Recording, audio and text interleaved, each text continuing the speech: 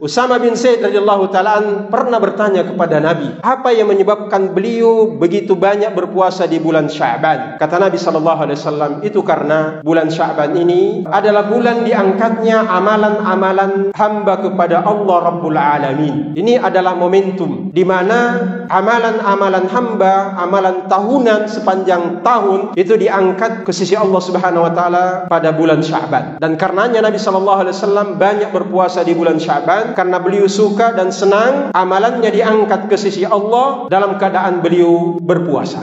Dipersembahkan oleh semoga Anda dan keluarga bahagia serta sehat selalu. Alhamdulillah.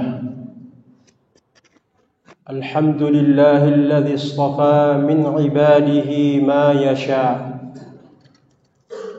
وجعل الليل والنهار خلفة لمن أراد أن يذكر أو أراد شكورا أشهد أن لا إله إلا الله وحده لا شريك له وأشهد أن محمدا عبده ورسوله صلى الله عليه وعلى آله وأصحابه ومن سار على نهجهم واقتفى أثرهم إلى يوم الدين وسلم تسليما كثيرا يا أيها الذين آمنوا اتقوا الله حق تقاته ولا تموتن إلا وأنتم مسلمون يا أيها الناس اتقوا ربكم الذي خلقكم من نفس واحدة وخلق منها زوجها وبث منهما رجالا كثيرا ونساء واتقوا الله الذي تساءلون به والأرحام إن الله كان عليكم رقيبا يا أيها الذين آمنوا اتقوا الله وقولوا قولا سديدا يصلح لكم أعمالكم ويغفر لكم ذنوبكم ومن يطع الله ورسوله فقد فاز فوزا عظيما أما بعد معاشر المسلمين رحمني الله وإياكم. Allah Subhanahu wa ta'ala dalam segala ciptaannya memiliki banyak hikmah dan pelajaran, baik yang kita kenal, yang kita ketahui, ataupun yang tidak kita ketahui. Allah juga memilih dan meninggikan, melebihkan sebahagian di antara makhluk dan ciptaannya atas yang lainnya. Tentu semua itu didasarkan pada hikmah dan ilmu Allah Subhanahu wa ta'ala. Karenanya kita tahu bahwa di antara sekian tempat di atas permukaan bumi ini, bumi Haramain, Makkah dan Madinah, dilebihkan atas sebahagian yang lainnya. Masjid lebih baik dan lebih afdal dibandingkan dengan tempat yang lain. Begitu juga di antara manusia, orang yang beriman di kalangan manusia lebih tinggi derajatnya di sisi Allah dibandingkan yang tidak beriman. Orang yang berilmu dari kalangan orang-orang yang beriman lebih tinggi derajatnya dibandingkan yang tidak berilmu. Yarfa'illahu alladhina amanu minkum walladhina utul ilma darajat. Demikian halnya para nabi dan rasul, sebahagian dilebihkan atas sebahagian yang lain.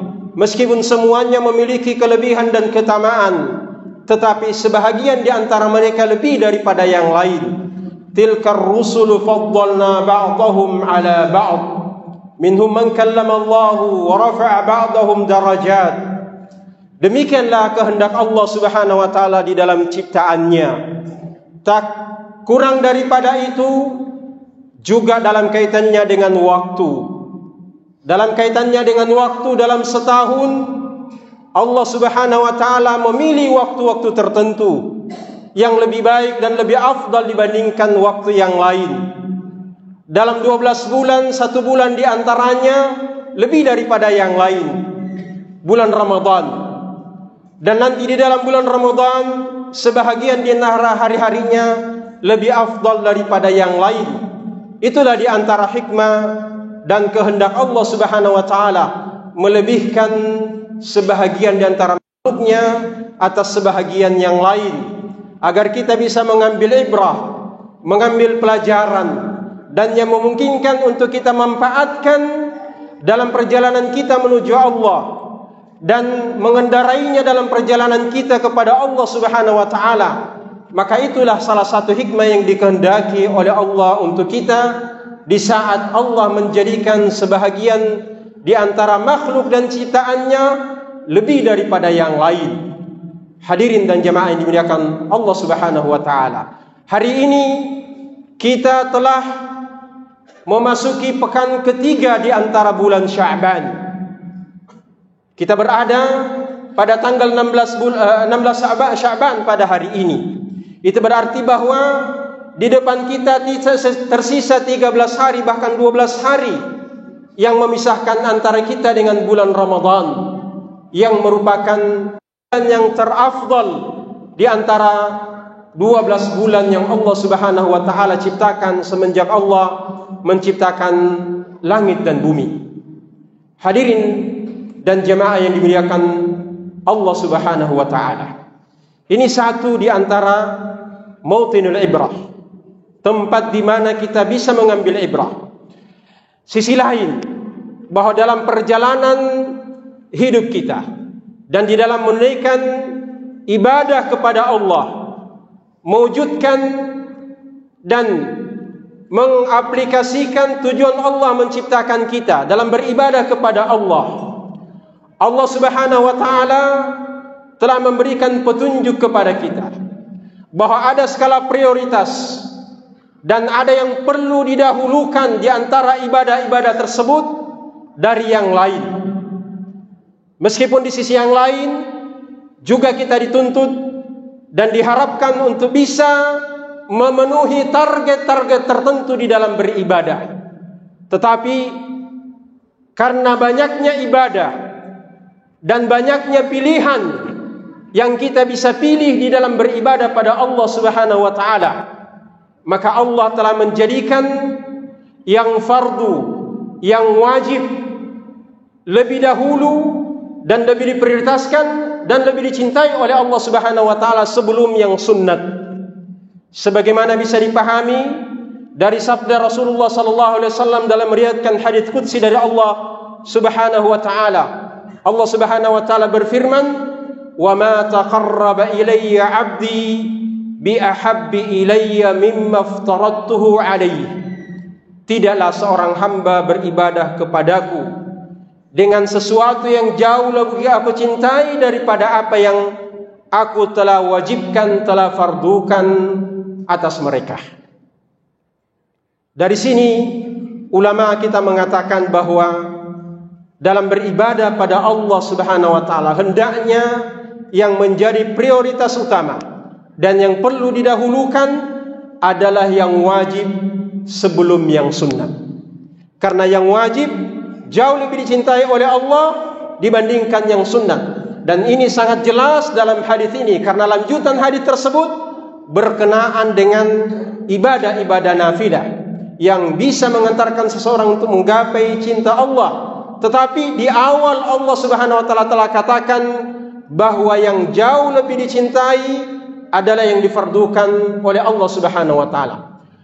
Yang kedua, bahwa di dalam beribadah pada Allah hendaknya setiap kita memiliki standar yang harus dijaga, di mana seseorang yang telah memiliki standar ini berusaha untuk kemudian meningkatkan kualitas dan kuantitas ibadahnya lebih daripada standar yang telah ditetapkan untuk dirinya. Dan bila harus kemudian berkurang, maka tidak boleh kemudian turun daripada standar yang telah ditetapkan untuk dirinya. Dan karena itulah salah satu di antara hikmah dari syariatkannya ibadah-ibadah yang nafilah. Ibadah-ibadah nafilah adalah melengkapi dan menyempurnakan ibadah yang sunnat. Sekaligus seperti kata ulama kita, ibaratnya seperti sur, ibaratnya seperti pagar yang tidak boleh dilewati bila harus kemudian berkurang ibadah kita. Ibadah kita harus standarnya wajib. Dan untuk bisa kemudian menjaga ritme kita dalam ibadah wajib, Allah syariatkan kepada kita ibadah-ibadah yang sunnat, agar kemudian ketika kita harus kemudian meninggalkan ibadah-ibadah tersebut tidak menyentuh yang wajib. Yang kita harus tinggalkan di saat memang terpaksa hanyalah yang sunnat. Salat 5 waktu adalah fardu. Sebelum dan sesudahnya ada sunnat qabliyah dan ada sunnat ba'diyah. Ini ibaratnya seperti penjaga dan pagar bagi salat-salat wajib kita, di mana seseorang yang menjaga salat rawatibnya ini akan bisa menjaga salat fardunya. Demikian halnya dengan puasa wajib kita. Puasa Ramadan adalah fardu, adalah wajib. Seseorang yang memiliki target untuk tidak turun dari standar yang wajib, hendaknya memiliki ibadah-ibadah puasa sunnat. Karena itu setiap bulan, seandainya kita tidak mampu kemudian puasa Daud, puasa sehari, buka sehari, maka terbuka peluang bagi kita puasa Senin dan Kamis. Kalau seandainya kita tidak sanggup untuk itu, berpuasa 2 hari setiap pekannya, maka dalam sebulan ada puasa 3 hari. Baik di Ayyamul Bid 13, 14, 15 setiap bulan-bulan Qamariyah, ataupun kemudian 1 di awal, 1 di tengah, 1 di akhir, agar kemudian terjaga ibadah puasa kita. Pun kalau seandainya kita tidak mampu dan tidak sanggup hal itu, jangan sampai melewati bulan Sya'ban ini lalu tidak ada puasa-puasa sunnat yang kita lakukan. Karena ini adalah selain sebagai pagar kita untuk menjaga puasa wajib kita, juga sebagai pengantar dan gerbang untuk memasuki pertarungan ibadah puasa di bulan Ramadan. Itu di antara hikmah disyariatkannya ibadah-ibadah nafilah seperti ini. Dan kata para ulama tadi, ini adalah merupakan pagar dan benteng untuk mengukur standar-standar kita, tidak turun daripada standar yang ada. Hadirin dan jemaah yang dimuliakan Allah Subhanahu wa taala. Karena itu, sunnah Nabi sallallahu alaihi wasallam ketika masuk bulan Sya'ban, beliau adalah orang yang paling banyak berpuasa. Selain untuk mungkin mengqadha puasa-puasa nafilah yang tidak sempat dilakukan di bulan-bulan sebelumnya, juga Nabi sendiri ketika ditanya mengapa beliau begitu banyak berpuasa di bulan Sya'ban, kata Aisyah radhiyallahu taala anha, Nabi tidak pernah puasa full sebulan penuh selain daripada Ramadan. Dan beliau tidak berpuasa lebih banyak di 1 bulan di luar bulan Ramadan selain daripada di bulan Sya'ban. Usama bin Zaid radhiyallahu taala pernah bertanya kepada Nabi, apa yang menyebabkan beliau begitu banyak berpuasa di bulan Sya'ban? Beliau mengatakan bahwa dzalika syahrun yurfa'ul a'mal atau turfa'ul a'mal ila rabbil alamin wa uhibbu an turfa'a amali atau an turfa'a amali wa ana sha'im. Kata Nabi sallallahu alaihi wasallam, itu karena bulan Sya'ban ini adalah bulan di mana kebanyakan adalah bulan diangkatnya amalan-amalan hamba kepada Allah Rabbul Alamin. Ini adalah momentum di mana amalan-amalan hamba, amalan tahunan sepanjang tahun itu diangkat ke sisi Allah Subhanahu wa taala pada bulan Sya'ban. Dan karenanya Nabi sallallahu alaihi wasallam banyak berpuasa di bulan Sya'ban karena beliau suka dan senang amalannya diangkat ke sisi Allah dalam keadaan beliau berpuasa. Tentu diangkatnya amalan kepada Allah tidak hanya di bulan Sya'ban. Hanya saja bulan Sya'ban ini adalah momentum tahunannya. Dalam setiap hari, setidaknya 2 kali amalan hamba diangkat dan dilaporkan kepada Allah Subhanahu wa Ta'ala. Karena dalam setiap hari, para malaikat yang bertugas mencatat amalan-amalan kita itu silih berganti untuk kemudian kembali ke langit, kembali kepada ke langit untuk melaporkan amalan hambanya. Di waktu subuh, malaikat yang bertugas di waktu malam berganti shift dengan malaikat yang berganti di siang, yang bertugas di waktu siang.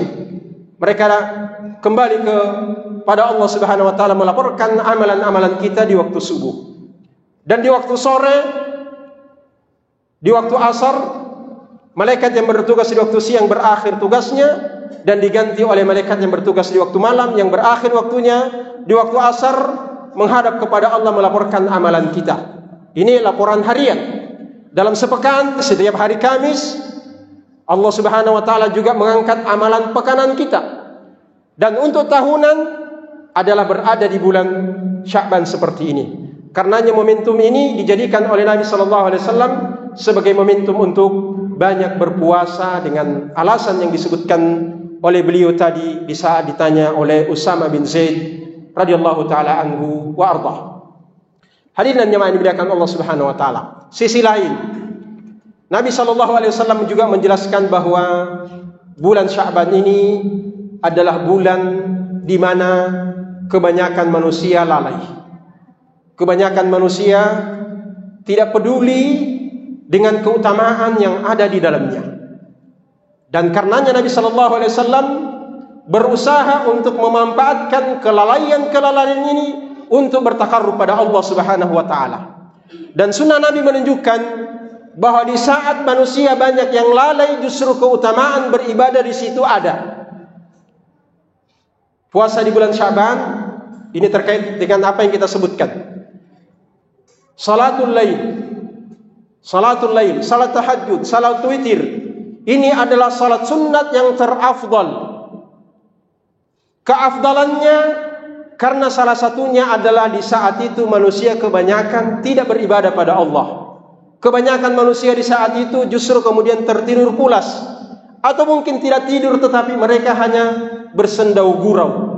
Maka menjadi keutamaan bagi seseorang yang memanfaatkan waktunya di saat itu untuk bertakarrub pada Allah dengan qiyamul lail, dengan tahajud, dengan witir, dengan zikir, dengan istighfar, berdoa pada Allah Subhanahu wa Ta'ala.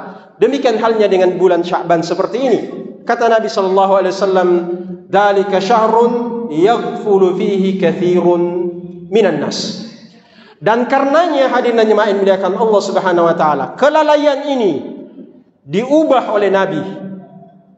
Kebiasaan orang yang lalai diubah oleh Nabi dengan disyariatkannya banyak beribadah di dalamnya, banyak bertakarrub kepada Allah Subhanahu wa Ta'ala, agar berganti kebiasaan dan kelalaian itu menjadi ibadah dan takarrub pada Allah Azza wa Jalla. Hadirin dan jemaah yang dimuliakan Allah Subhanahu wa Ta'ala, bulan Sya'ban juga adalah momentum terakhir bagi kaum muslimin untuk mengqadha puasanya yang belum sempat dipuasakan pada bulan Ramadan sebelumnya dan di hari-hari sebelum bulan Sya'ban.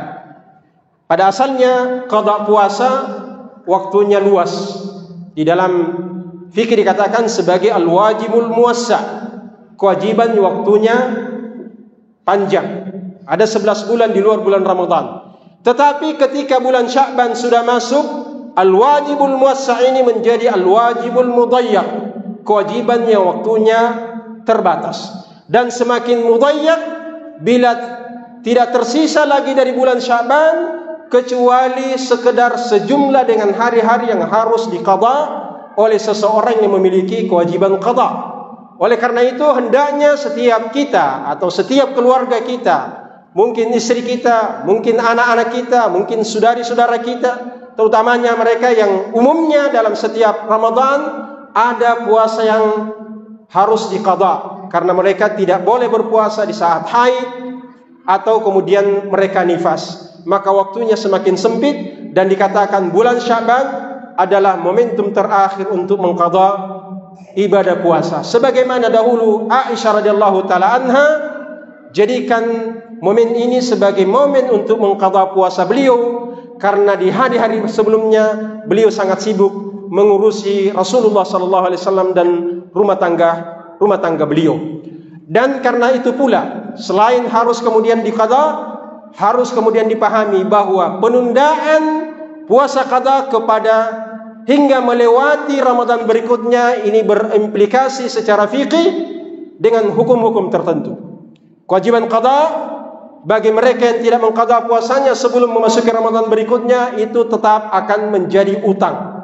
Tidak akan tunai kecuali dengan mengqadhanya nanti.